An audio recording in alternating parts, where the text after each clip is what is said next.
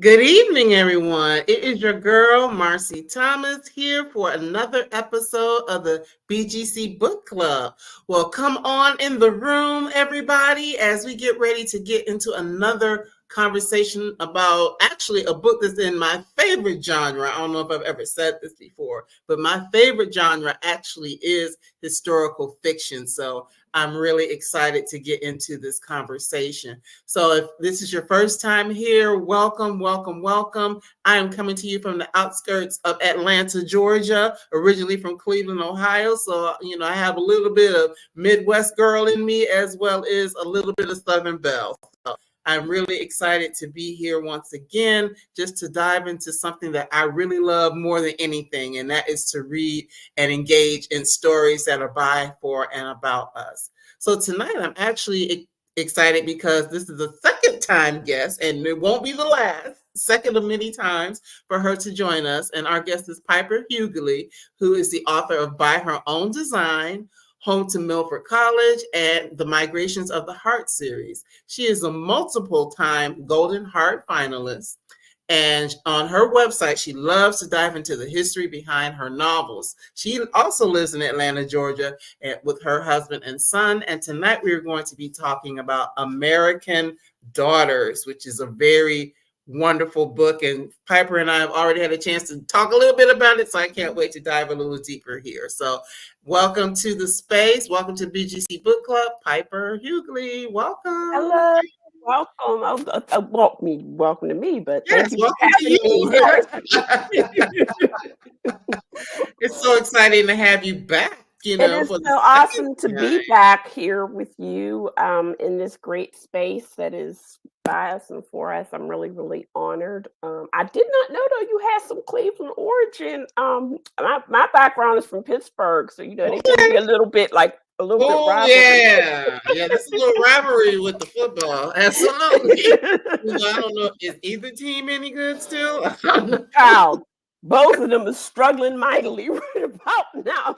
So we're Well, united hey, in that right now. exactly. But welcome, welcome. Thank you So, so much. yes, well, first of all, congratulations on American Daughters, another really great historical fiction book that has been out for a very short time. And so we're glad to get in on the Hey. beginning of your run of being able to get out there and talk to the world about it. Oh So, yes, thank you so much. Thank yes. you. So, what is it? Well, first of all, there's so many different types of books that you could potentially write. What is it that draws you specifically to want to tell historical fiction stories? Well, ever since I've started doing this about 10 years ago, one of the senses that I had in terms of why I wanted to go forward in this genre as opposed to others was because I understood and realized when I was talking to my students. I taught at Spelman College for 13 years, and now I'm at Clark Atlanta. Um, about how their knowledge of history was not as well rounded Mm, or informed as it should be. So I thought, is there some way in which I could approach the history whereby they could learn something while they were reading and learning about people in their own age group, sort of the mhm, um, early 20s ish kind of age group. And so I started writing these historical stories. I noticed, like, for instance, at HBCUs, and this is the case, mhm, where the history of the institution, etc., is something that is imparted to students in a way that it is not at PWIs. And having mhm, attended mhm. PWIs, people could be attending whatever flagship state school, and you don't know anything about how the school started or anything like this. This history is brought across annually. This is around this time of year at Spelman where the students will have their convocation and they'll learn about how the college got started and etc. And the same thing at Clark in terms of the classes are put to the side for a certain amount of time so that they learn the history of how each school was individually founded, when they came together, all of that other kind of thing. So my thoughts were, and I would talk to my students as sort of an unscientific way of finding out, certain things. What are they reading? And they were reading some things. Some of them were reading, a little spicy kind of. Okay. Mm-hmm. Okay, yes, it's nice to get that knowledge, but there's also some other knowledge that you Right. could be. I'm not saying don't read that. I'm just saying let's, come over here a little bit and, because some of these things in terms of our history, like I said, even in these informal conversations I'm having to them, some people would be like, what? They didn't know what or whatever. But to me, it's like if they're not exposed to it, if it's not something that exists for them to be exposed, how can we, expect them to have knowledge about it? Yeah. So, yeah, I started thinking about writing in terms of historical romance, which was my 2 series that you mentioned, in terms of that. And then, while I was filming, I also got the idea in terms of these unheralded, unknown, unsung Black women who had done certain things in terms of their life that people didn't know anything about. And so I began researching those stories. And at the time I began researching that, publishing was not interested in them. Okay. So I almost like had to build up a certain amount of the research that I was doing to prepare to be able to write books like By Her Own Design and American Daughters, so that when the time came, I would be ready to make that what I call 2.0 move in terms of writing what Amazon calls, and since we live in Amazon's world, it's like biographical historical fiction novels. Okay. Biographical historical fiction. Yes. And yes, and I mean we can get into that whole process of that, here in a moment. But for those who haven't had a chance to embrace American Daughters yet, what exactly is the story about? In case they didn't read the description, what is American Daughters about? It's about the secret interracial friendship between the daughters of Theodore Roosevelt, one of our presidents, and Booker T. Washington, and how their friendship began in the wake of an innocent historical incident when TR, who had just become president because of McKinley's assassination, thought to himself, why don't I just have Booker T. Washington over for dinner? And we can discuss, race, whatever. But one of the other things that I imagine that they sat down and talked about was that they had these 2 very strong-willed, rebellious teenager daughters who were the eldest daughters in their family, children of different marriages for them both, which meant that they've had a rocky time in their lives. And, couldn't they all just get along? Well, they had the dinner, and then the country lost its collective mind. All kinds of critiques of TR, cartoons of Booker T. Washington with his hand up Alice's dress. Kind of foolishness happened. It didn't happen. Which didn't happen because Alice was not even there. Her father had not yet brought her down from where she was staying with her mother's people because he was afraid to. Right. Like I said, Alice was very strong-willed. They just had moved into the White House. She hadn't come down yet. So a week later, they crossed paths at a happening at Yale. And they just so happened to have their daughters with them because that's when TR thought he would bring Alice back down to the White House. Portia was attending school in New England and she was there to visit her father. And so that's when their interconnectedness as friends began.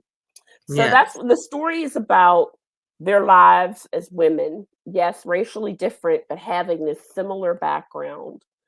Good daughters of these great statesmen, good wives of very conflicted men, good mothers in terms of that being a role that they were expected to take, and finally, the ways in which each one of them sought liberation and freedom for themselves. Yes, and I love that. And that's how the book is laid out. Each section kind of taps in to those different areas. Well, Mhm. I was just amazed because, I think, as I think I said to you before we came on, I never knew about these ladies. So Mhm. what was it that even put them on your radar? Of Mhm. course, we know Mhm. their fathers, Yeah. but what was it that specifically made you want to lean into their story?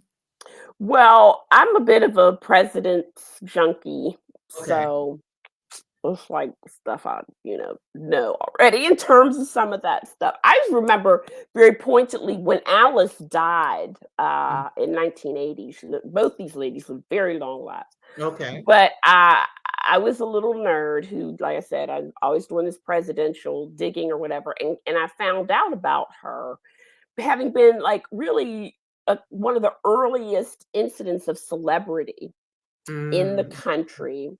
because we'd had, and she talked about this herself, there had not been movies at that point. Right. So people didn't have but a certain kind of thing to glom on. And Alice was this real life portrayal of what was known as a Gibson girl. Okay. Hair done in a certain way and a pompadour and going out and having adventures and all of this other kind of stuff. So she was very, very famous in her day because her father was president, yes, but Right. she openly like rebelled against him in a way that women who of course were under these constraints of Right. being wives and daughters and mothers and stuff, tapped into, so there was always these incidents where people got their, jollies kind of laughing at her in terms of when he told her there'll be no smoking under this roof and she goes on top of the roof and smokes or Mm. and or just clever, right? Right. TR saying, I can either run the country or I can control Alice, but I cannot possibly do both at the same time. All of these Mhm. little things about her carrying a snake in her purse, Yeah, that all was of this other wild. kind of little behaviors, that was showing out. People tapped into that. My Mhm. question always about her, though, because there are other historical fiction books about her, but I always want to know why. Where did that come from? Right, right, and you do And it delve into and some it of didn't seem as if these other books or the several biographies that existed about her um, did any kind of treatment about that. Mhm. Now for Portia, I had long known who she was. I'd been doing a certain body of research on the Washington family. Mhm. I knew who Portia was because of her interest in music. My Right. father was a classically trained opera singer.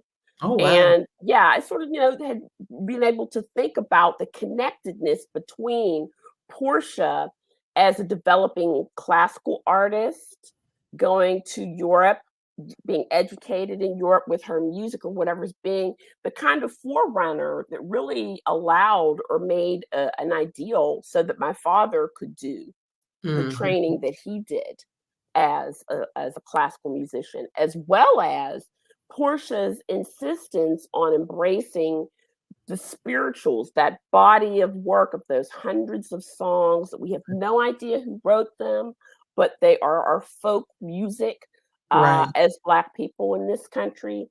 Her insistence on passing those along, and that also was a very strong passion of my father's that I had Oh, grown up with. So I knew who she was in terms of those things. But it wasn't until I came across a line in her biography, her obituary, and then in one of Alice's biographies where I was like, of course they were friends. Of mhm. course they were. It made perfect sense. But these scant mentions of that Right. to me was like, that's where historical fiction can come in and fill in that space in terms of thinking about what were the ways in which they would have overlapped, connected, and gone through life, a friendship that lasted more than 70 some years Mhm. until Portia's death in 1978, Wow. of these two women, although racially different, having a lot in common. having a lot in common, and you all have to read the book to get all of it. We're just going to give you like some snippets here, just some food for thought, and just talk about some of the things that they are encountering. But one of the things that I was telling you as we were preparing to come on, there were times when Alice was saying some stuff to Portia that I'm like, what did she say? Mhm. You also have to remember the time The that time. it was in. Mhm, And it was a mhm. rarity for like Black women and white women to even have any type of relationship that wasn't in a case where the Black woman was subservient, Right. Employed by employed whatever. by, all of those sorts of things. So the fact that they had a relationship at all is just, Mhm, amazing. But mhm, then just to think that Alice, even though just in reading it, I think sometimes she was just pushing buttons because she could, but mhm, mhm, mhm, but but mhm, but yes, mhm. Yep. if you could just share a little snippet of like how they came together and met, because Okay. I that was really like wow. Okay. So at this sort of towards the beginning, Mhm, um and Portia's a little bit, I have her here being a little bit ill here, mhm, and so she's like at the conference at Yale where she's waiting for her father. He's going to speak, etc. And she's sick, and so when she's sick, she literally throws up on a plant. But back in those days, at these huge ferns and potted plants or whatever, and she didn't have any place else to go um, to be ill, and so she throws up on this plant in terms of that. And so um, Alice comes up to her and says, "Oh no, I didn't think you had. I was told to keep a lookout for you, and now here you are, ill. Are you all right?" Yes, even though I was not. Who was this woman? Why wouldn't she leave me alone in my distress? I had a right to be here. What did that poor palm plant ever do to deserve that fate, Miss Washington? Her impossibly blue eyes were merry, but I gulped. The poor plant certainly did not deserve that fate. She covered her mouth with a gloved hand, laughing a little, and produced a delicate hanky, holding it out to me. I did not want to take it. It did not look as if it were purposeful, but I took it anyway, dabbing at my mouth. She stared at me and then made a beckoning gesture. Come with me. I'll take you to my room. You need to recover from your episode. I shook my hand. No, I'll be fine.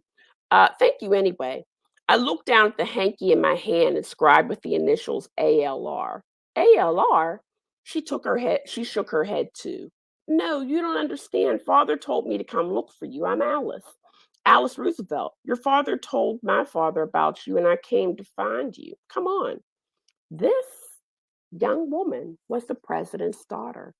Come away from that poor plant. You don't want to be around when it keels over and dies.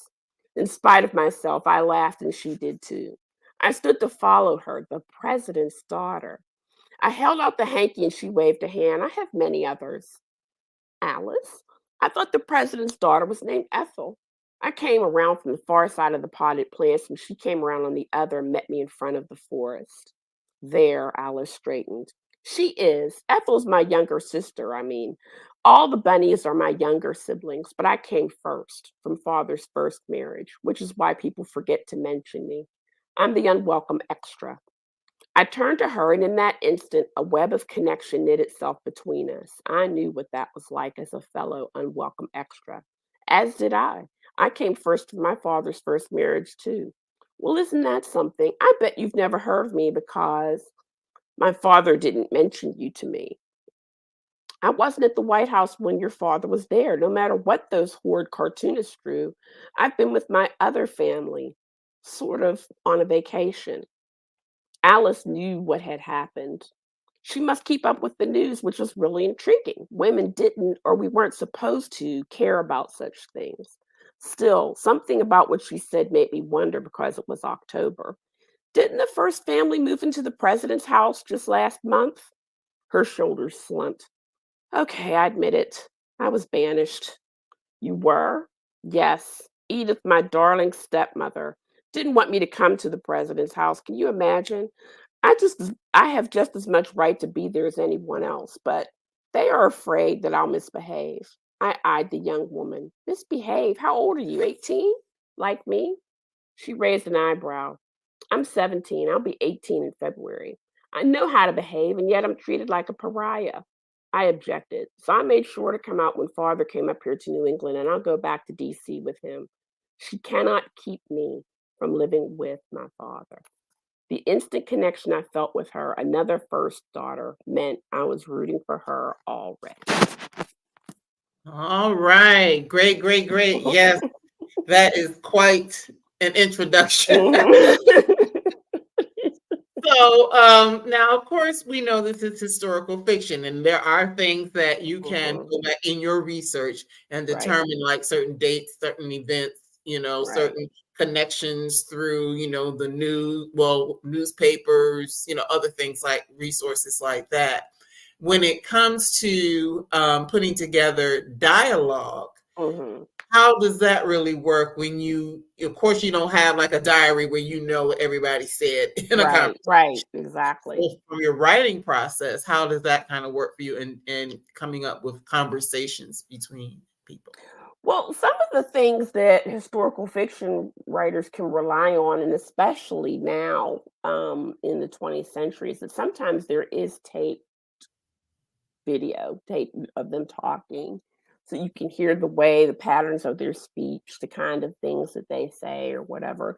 And of course, because Alice was, very documented in terms of the things she said and did, then yes, that was a little bit, that was okay to research, etc. But one of the things that's also interesting, because some people in terms of promoting American Daughters, talking about, oh, Portia's obscure, blah, blah, blah. No, she was not obscure. And this is sort of make this awareness, or a thing I've always known for terms of whatever, of this parallel media that Right. exists, Yeah. the overarching media for all society, but there's always been this black thorough line in terms of Mm, media who's covered, who gets talked about, who matters. And Portia Washington's life as someone who is always as not a typical woman in Jim Crow Alabama has mm, always been documented, even mhm, from the beginning of her life, where it was claimed that she was the first child born at Tuskegee. okay. So, I mean, from the very beginning. Now, many other, or it was the practice at the time, not to write birth certificates or entries of birth for Black children. Mhm. Like Anne Lowe, she didn't have a birth certificate, Right. born it was 16 years later after Portia's born. In terms of this, so these are like sort of primary documents that don't exist, that you don't go looking for because they don't exist. Portia's different. She's Mm, different from the very beginning of her life, and a lot of the things in terms of her life have been documented. So she's not obscure at all. So when you have those kinds of records to go and take a look at and see, it makes it easier to elucidate certain things, combined with the ways that they talk later mm, on in terms of what they're talking about and addressing and why. That makes it a doable, task in terms of what it is that they might have sounded like, and the right. kinds of things that they would have talked about Mhm, between mhm. them. Mhm. Right, but you mentioned, of course, they had a very long relationship. So starting at Mhm. 17 and 18. So Mhm. at that point, they are just really still trying to figure out what their Right. lives are going to be, even though Mhm. Portia, she's already, very involved in music and she kind of has a vision for what Yes. she wants her life to be. Mhm. And, of course, Alice, as the president's daughter, she has a vision for her life as well. She kind of knows what her She life is knows what she's expected to do. right, And which as much as of all of her outrageousness, she still is following that. is following that, which we, of You course, we almost wish she could have been more outrageous, right? right, exactly, more than what And she actually broke free does. of that, but she did not. this whole thing about I'm an ornament and I know it. And so that my Right, goal here is to find a man somewhere near my father right, in terms of greatness to marry and right. have children with. Right, but then that was the thing, but there weren't a whole lot of options. So that is one of the things that made Portia Washington a very interesting Hmm. person because yes, she knew that that would be something that would ultimately be a part of her journey, but she Hmm. wasn't focused on that. Right. It She was wasn't not like, focused I'm on trying to that. go find me a man so I can get Hmm. married and have children. Hmm. Like, I want to be a musician and I want Yes. to study and I want to Yes. go overseas and all of these sorts of things. That's right. That's right. And even as much as we think about Booker T. Washington and his philosophy, now I think there is a new understanding shifting about the things that he said and thought. As I was coming up, as we were coming up, the old thing was always, it's like, oh, W.B. Du Bois, he was the good one, and Booker T. Washington, the bad one, Uncle Tom, sell out, da da da da. He had a more complex and methodical way in terms of thinking about the race and at Mhm, what point in a future point where we could aspire to a professional class, etc. That didn't necessarily jibe with what Du Bois was talking about, but mhm, still kind of overlapped in terms of the ways in which they thought about things. And one of the other things that when people had that very simplistic way of breaking down the two of them and how they thought about the Black America was because of Portia. Like, yeah, why would he have gone to such trouble to educate his daughter, where right, she goes north to right, college and, is the first Black student to graduate from said college, and then permit her to go to Europe to study music of all things? mhm, Um, it's not quite the way in which people had thought about his philosophies or whatever could not be true if he is using his own child as a mhm, way to sort of test the waters for mhm, what Black people could do ultimately. So I've noticed over the past few years there's been a little bit of shift in terms of his what people had to say about him or whatever.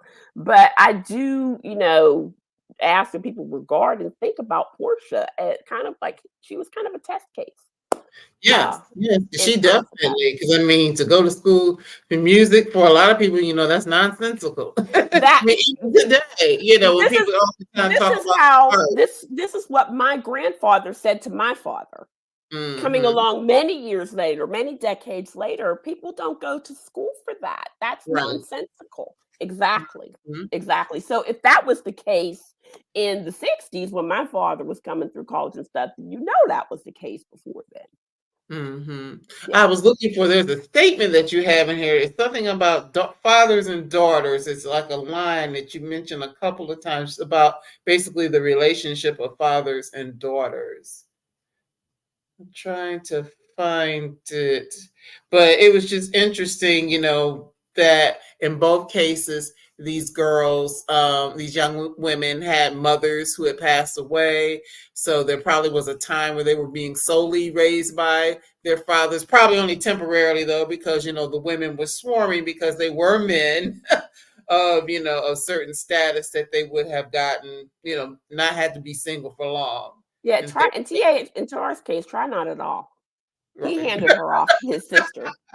He was like, "Look, I'm out of here." He was Mhm, like, because the horrific circumstances of his first wife's death when Alice mhm, was 2 days old mhm, is on the same day that his mother died.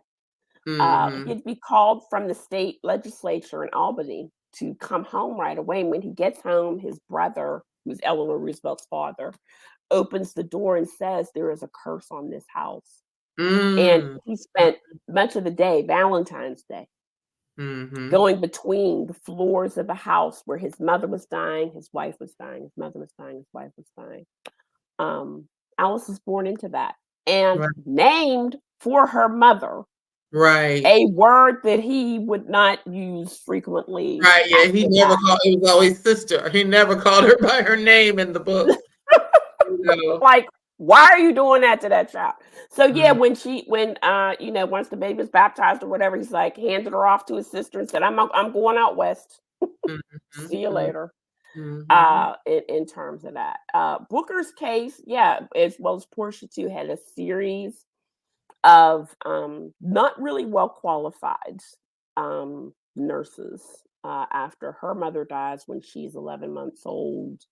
But uh, sort of, like you said, they are men, still young, still Mm, attractive. They both had certain women buzzing around, mhm. and at least acting as if they wanted to take up being a mother to their Right. orphaned daughters, but Not necessarily so. not necessarily. Yeah. So, Right. and in poor Alice's case, where they name her for the woman, before TR went off to Harvard for college, he had an understanding with one of his sister's friends, Edith.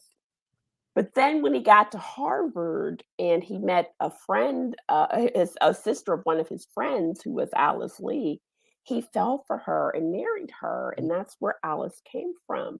So, of course, the young woman who's back at home, with whom he had this understanding with, Right. was a little bit put out by that. And of Right. course, that's who he marries, right? That's the stepmama. So she looking at Alice being like, just this little remnant of that Alice hoe. Mhm. That's funny. Took my man. My man. Yeah, yeah. So I mean, there are a lot of things, and in my head, as I was telling you before, I had a very close relationship with my dad, daddy's girl, Mhm, and I think there is a thing about when you have a father who's going to actively be involved in the daughter's life. Let's be clear. mhm, mhm.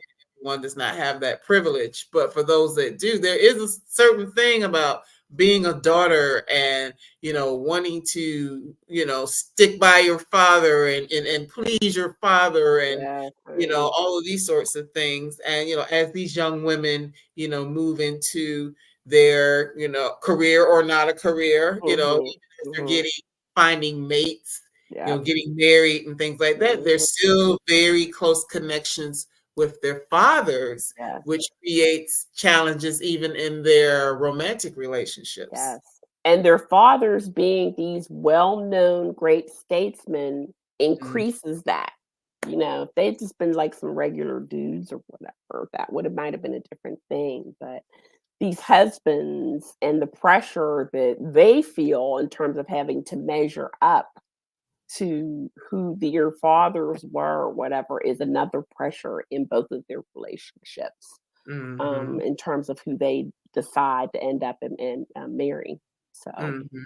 Even mhm. though those men, I guess, if their fathers were regular Joes, it wouldn't have been that big of a deal because they both married, men of note, so to Right, speak. right, right, right. Yes, exactly. Both of them did marry men of note, but they might have been better off marrying some regular. Regular Joes. I don't know. It might have been better off in terms of that because both of them struggled mightily with men of note who still felt uh, insecure next to their fathers. So Right. they might have And really, honestly, we talked about it, insecure next to the women yeah, because insecure next they to the had women. fathers who were Hmm. these powerful men, but Hmm. these women had power in their own way Yes, and and, and capabilities. and capabilities. Hmm. Yep. And we we laughed about this or joked about this. It's something that we still see nowadays. It Hmm. might Yep. be because your daddy Yep. was. It could be Hmm. because you are, as that Yes, woman that's who that is woman. Hmm. educated, has a good career, is well traveled, is well read. All these different sorts of things. Has political acumen, whatever it Yep. is. And Yep. the men that you're involved with may or may not appreciate, or it's like they appreciate it on the one hand, but they don't like it on another hand. Yeah, and it's just like, if they could just let all that go, like, be free, bruh, but they can't let it go. It's like this whole aspect in terms of what a man is supposed to do and be. And Portia's husband, William Sidney, Pittman, who was one of the country's first Black architects, Mhm. um, he suffers under that, as a Black man, and it's so interesting to hear people's different perceptions of him and Mm. his struggles, from some readers who don't recognize that he, as a Black man, has an additional thing going on with that, as opposed to Alice's husband, Nicholas Longworth, who was Speaker of the House at one point. He was a congressman and a Speaker of the House. Sid's attempts to do what a man does, right? Provide for the family are thwarted by a racist society that does not want or embrace a Black architect Mm. as a regular thing. That's what I mean by, like, maybe if she had married a regular Joe, that might be better because he like to say, in terms of that, white people not wanting to hire him because he's white, and Black people not wanting to hire him. And it's this whole, difficulty that he has, and he takes it out on her, which is what Yes. happens a lot of the time. Yeah. And then also the time, where there was a time in history where, men would abuse women physically, regularly. It's like, okay, it's Friday night. It's time to get my butt beat, sort of thing. Basically, I remember watching a documentary some years ago on PBS, and they were talking to women from, like, the first part of the 20th century in terms of that. And she said, one of these women they interviewed said, domestic violence, like, she kind of shook her head. She's like, we didn't have a name for it then. It was just life. Mhm. It was just life. And I was like, dang, man, I never Yeah. think of it like that. But that gave me some insight Right. into, what Portia was forced to endure. But But it's there was a line in the sand when he crossed it. a lot. But you know what? As I was reading this part of the story, I mean, I knew he wasn't any good. I'm the reader looking at it and it's like, Mhm, "Who here?" I mean, he came off, but I mean, that's wisdom as you mature mhm, certain things in your own life, you mhm, know, mhm. Right. somebody else may look at things and romanticize those things. Mhm, mhm, When you know better, you're like, "Wait, mhm, he's mhm. a little controlling. Yep, He's a little yep, bossy. He's a yep. little, All mm." them red flags that was Those were like, "Girl, don't do it. Don't do right, it." right. Don't do it. Don't. Yeah. But yeah, that was something. But, Mhm, even in, since we're kind of leaning into Portia right now, when she had an opportunity to go to Germany. So that was mhm, something, mhm. in the Yep, early 1900s, being yep. able to go overseas and be in Germany. Because we might hear about France, we might hear about London, Mhm, mhm, about Blacks in Germany as much in that time frame. But even her experiences there, yep, musically and yep. otherwise. Yes, yes. Well, and it was funny too because while I was writing this, a book came out about Black people and their experience, Black musicians, Black classical musicians and their experiences in Germany. And so Okay. that also helped me in my research. And one of the things that the author of that book talked about was how much in Germany these the German teachers, etc., appreciated the spirituals and recognized the genius in that body of music. In terms of that, so I incorporated that in the book as well. Yes. Mm-hmm. Yeah, it was good to see that, just Mm-hmm. to understand that there are people. Well, we know people have always loved, what is it? They love our rhythm, but they don't want Yeah. our blues. Yeah. Yeah. That part. But just to see it embracing that, and even her experiences of being over there. And yeah, there are a couple people might be giving her the side eye, but by and large, Mhm. just Mhm. being embraced in ways that Right. she wasn't even here in the United States. That part. Yep. Exactly. Exactly. Mhm. Mhm. So that was, seeing that. And then, on the side of Alice, you know, she went through some, marital issues as well. Not so Mhm. much beaten, but just not being treated well. Well, and everybody like reads about Nicholas Longworth with his rover self, in terms of like his sort of roving eye, like coming Right, downstairs the night after she's married already. Well, dag, it's like, right.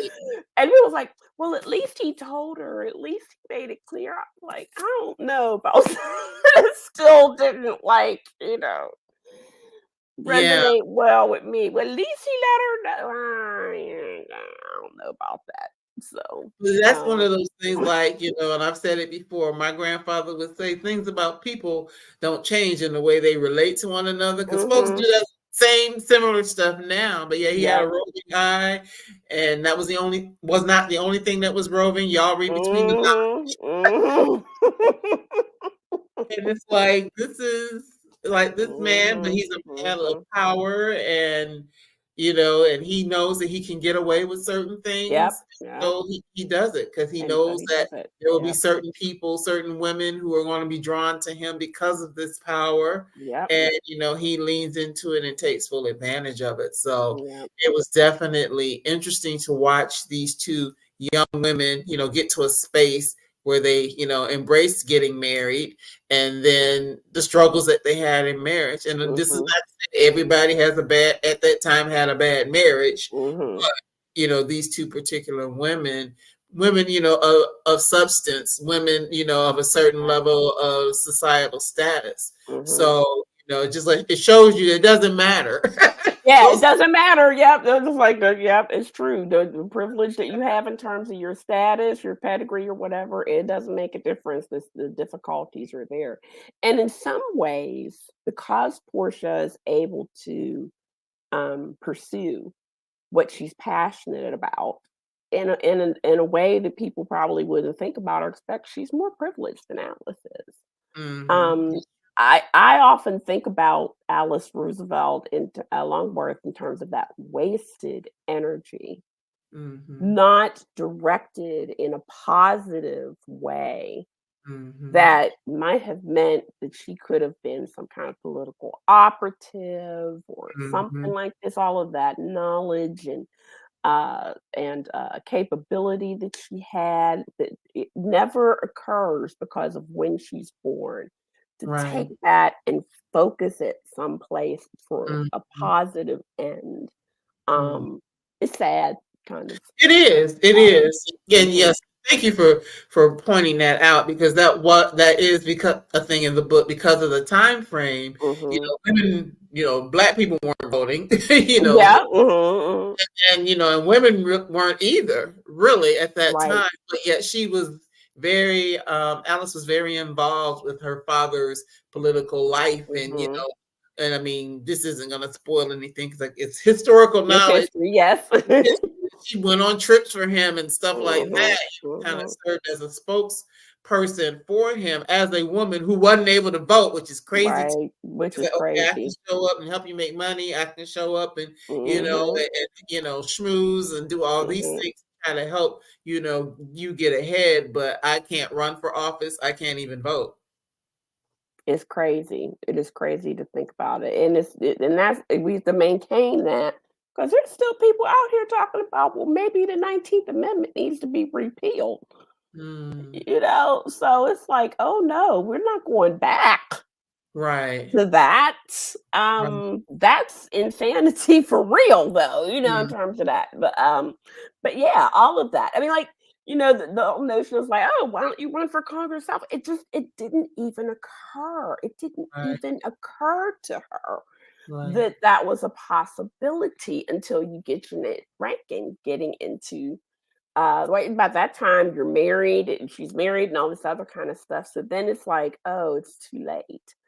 Right. Um, as I tell my students very often, and it blows their minds, because sometimes I have to impart this history before we can read the literature about it. Is that Mhm. all of your talent, your education, all of that is meant to be focused and directed on supporting your husband and Mhm. his career and what he did. Mhm. That's why somebody would send you to school or, give you any kind of opportunities. It would be so that you were prepared to support that husband's career. Mhm. And I think in terms of Sid Pittman anyway or whatever, maybe that was his understanding in terms of Right.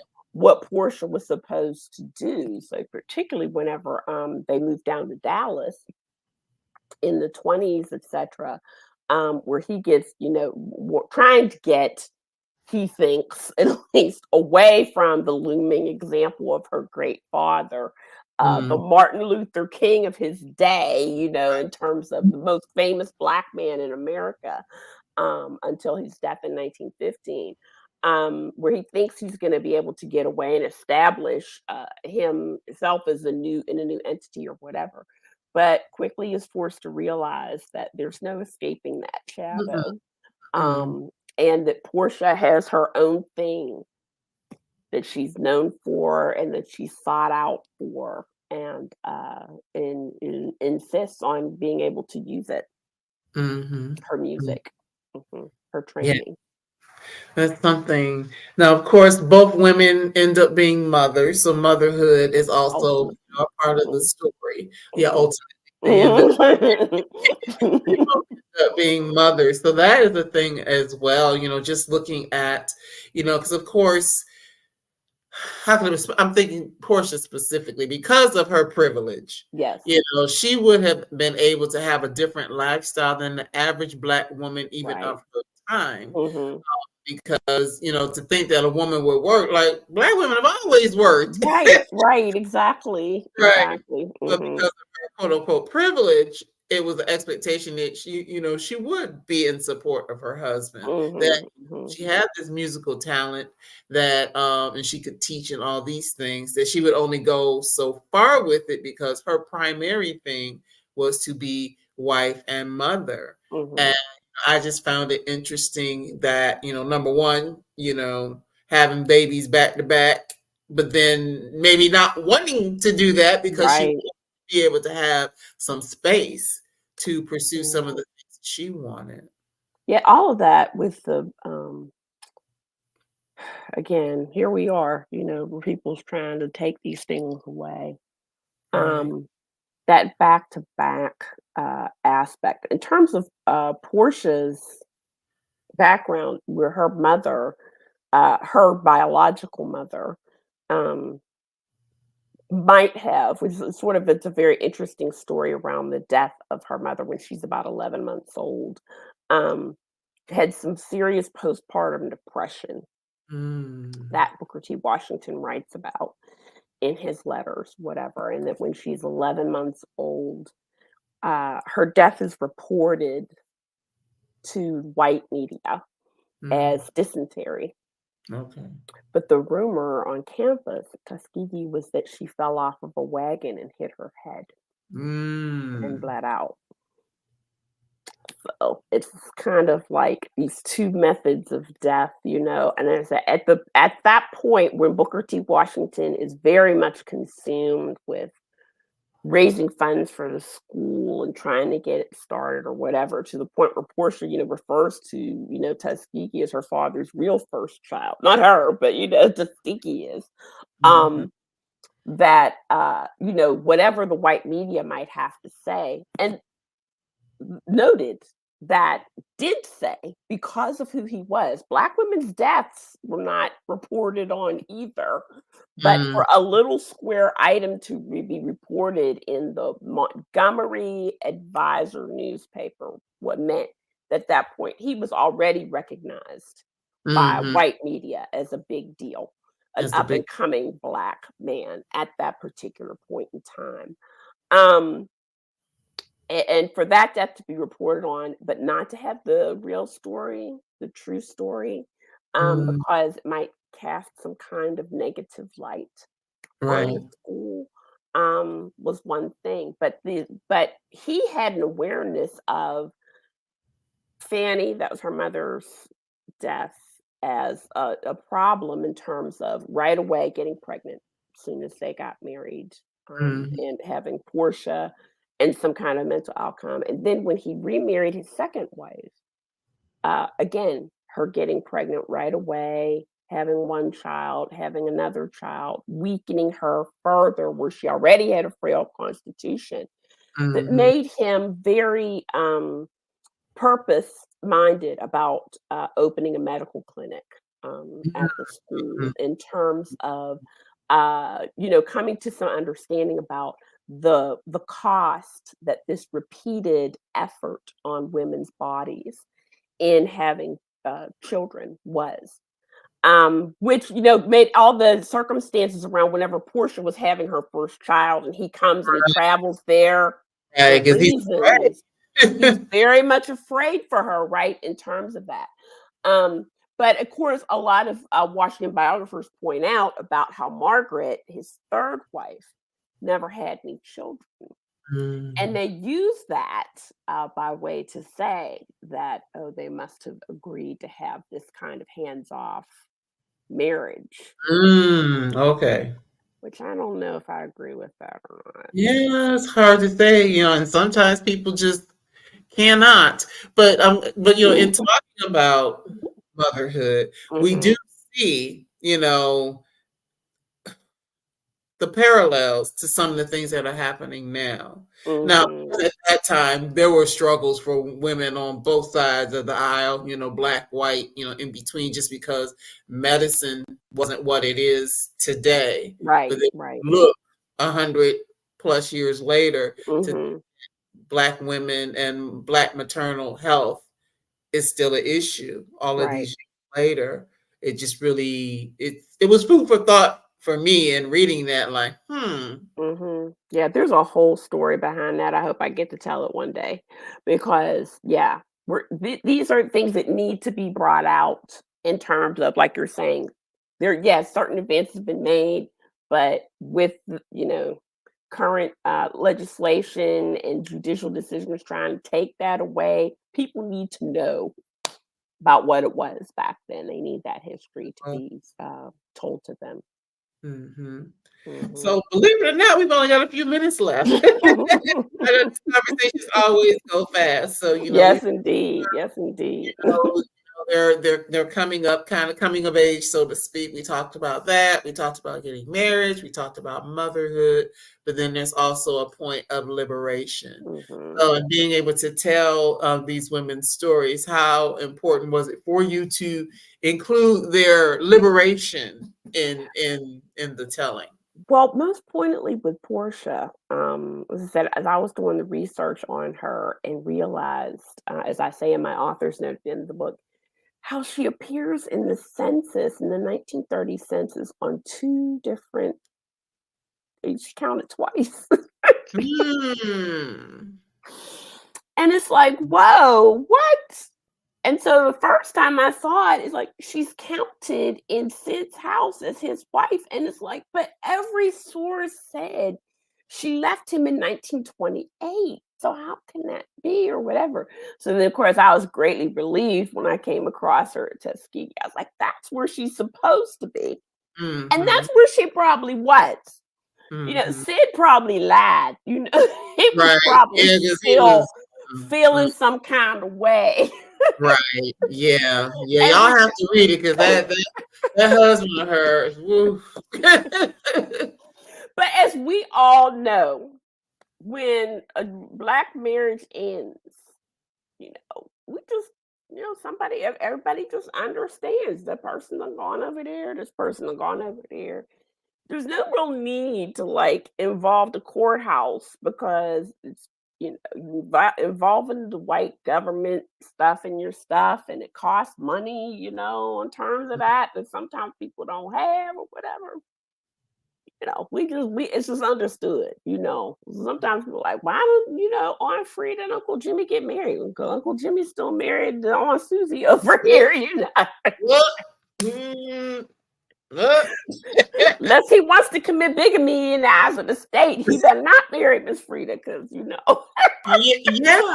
It's so funny that you say that because There are people who are so like, so staunch and straight. Like things are bad or wrong or immoral or whatever, but like, and everybody's family. And There are everybody's family. You don't rule out that everybody's family. previous person because you know that they still your family, right? Right. So, yeah, but Portia did that. She Mm-hmm. went and got a decree, Mm-hmm. even though she had moved away from Texas. She had not ever intended on going back again or whatever. But she, on purpose, went and did that, which tells you a lot. Yeah. Told me a lot anyway in terms of that. Um, the other Yeah. aspect of that, of course, was that her father was deceased by that point.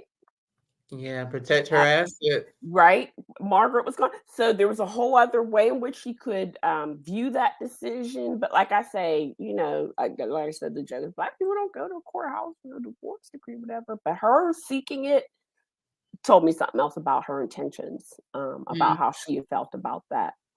So yeah, that was the way in which I had thought about depicting that last portion. The book only goes to 1930 in terms of her relationship interweaving and intertwining with Alice's Mhm. at that particular point in time. Even though, as we say in her obituary, it's listed by the Washington Post about how they had this lifelong thing, but Mhm. people don't read 700-page books these days, so Right. So it's just a footnote that yeah. you would miss otherwise. Yes. So, in the telling of this story, and it's two parallel stories, and then of course there are the times when they are together. What, if anything, do you want readers to really be able to take away from American Daughters and learning more about Portia Washington and Alice Roosevelt? Well, I think one of the chief things to take away from it is about when you have a thing that you're talented at and that you are passionate about, that you should have the Mhm. opportunity to pursue that. Mhm. That's one of the chief things that I hope readers take away from it. And then the other aspect, of course, is that hopefully people might be able to recognize the things that we have in common as Right. part to the things that we have that might divide us. While I was doing a lot of the promo, I still do a lot of the promo for By Her Own Design. Many book clubs invite me to speak or whatever. And the book clubs, just like other areas of American life currently, like the church and all these other things, are segregated. Mm. Book clubs tend to be one race or another race. They don't tend to Mm. overlap.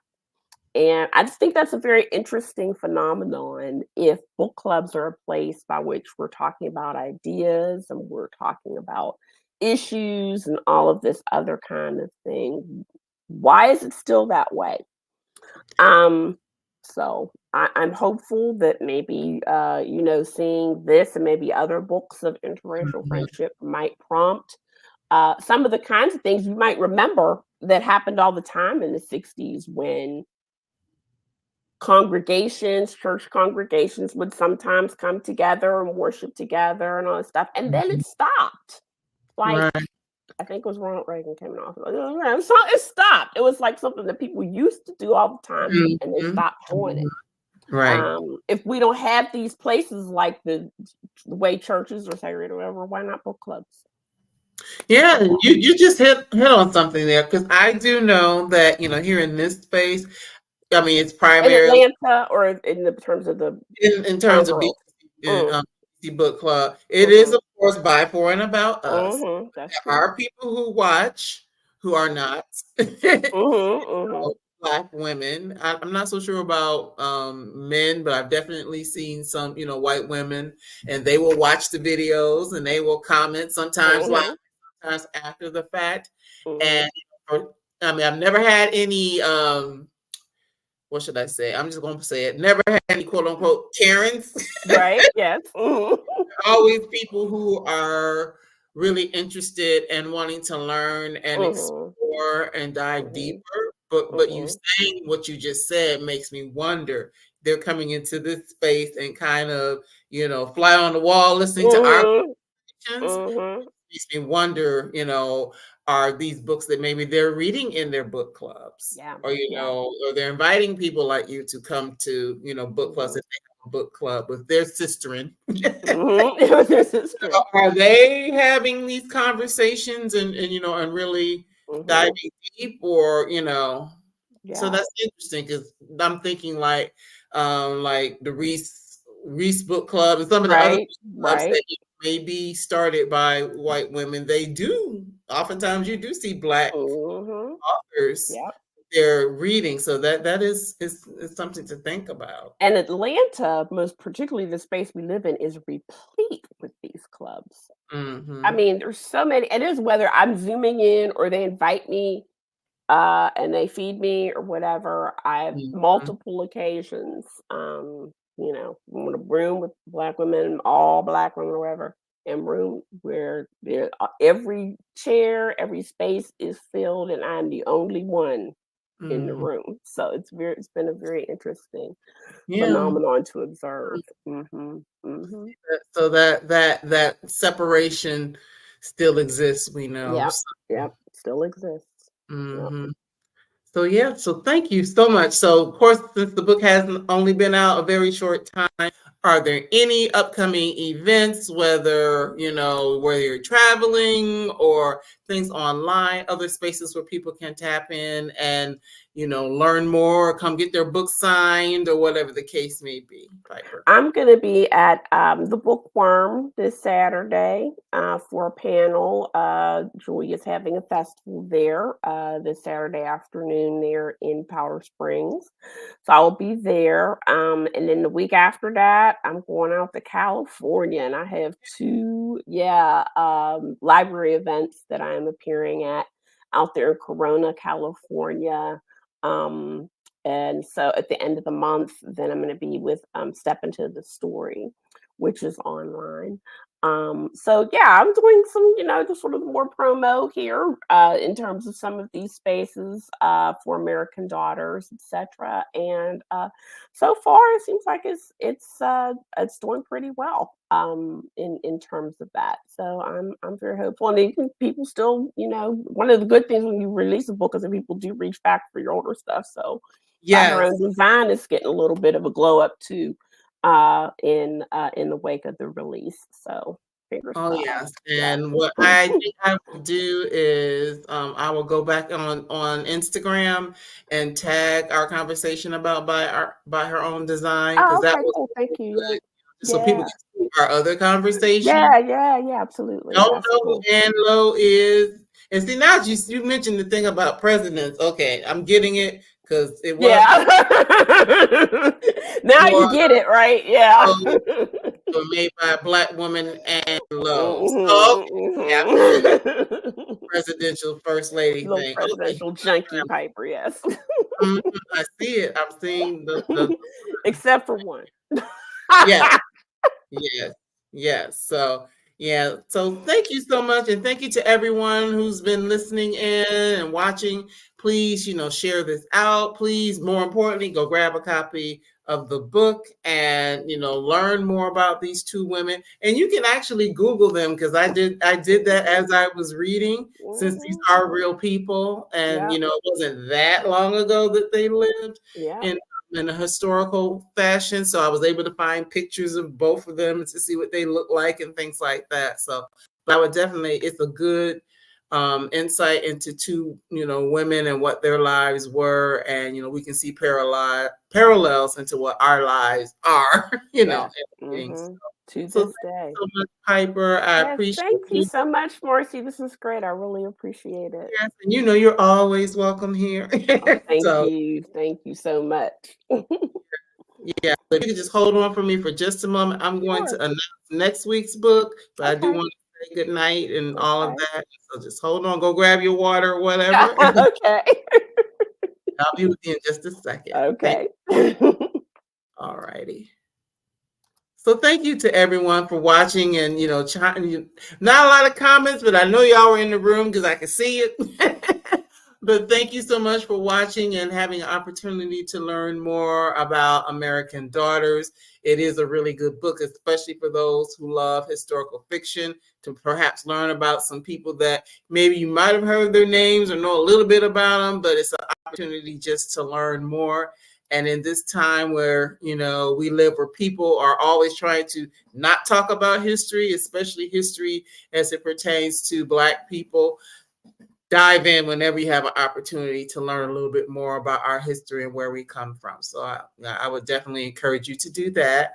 Next week, we're going to have Maura Cheeks here to talk about her book, Acts of Forgiveness. So come on next week, next Monday, same time, same place, and we'll be talking with Maura Cheeks about Acts of Forgiveness. But in the meantime, if you want to see some of the books that have been shared in the space or pick up copies, you can find books at the Brown Girl Collective Bookstore, which is just that, www.browngirlcollectivebookstore.com, which is affiliated with the bookshop store. So please feel free to do that and pick up some copies, or just see some of the people that we've had in this space before, because in a couple of weeks, we are coming up on our 200th episode between BGC Book Club and our other platform, Live Well Sister. I will actually hit 200 episodes, 200 interviews. So I'm excited about that. And then a couple days later, it'll be the 4-year anniversary of the first time I ever stepped into this space